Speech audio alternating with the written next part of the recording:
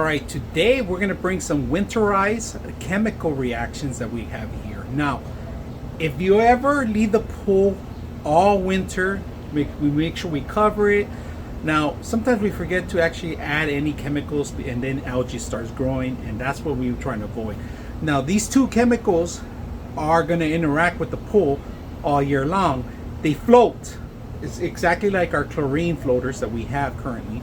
These things float. Once they go under, that means there are no more chemicals, and it's going to last you for the whole entire winter. Right, these two, that's all it takes to make the chemical reaction, the acids and the chlorine and everything's into the concentrated into these two systems. So keep it away from kids too. Also, all you got to do is unplug them here in both ends, and when you're ready to winterize it, all you got to do is throw them in the water and you're ready to go and see them float. That's all you got to do. So currently our pool needs one more month before we end up using them actually, but this is the simple way to actually set this up.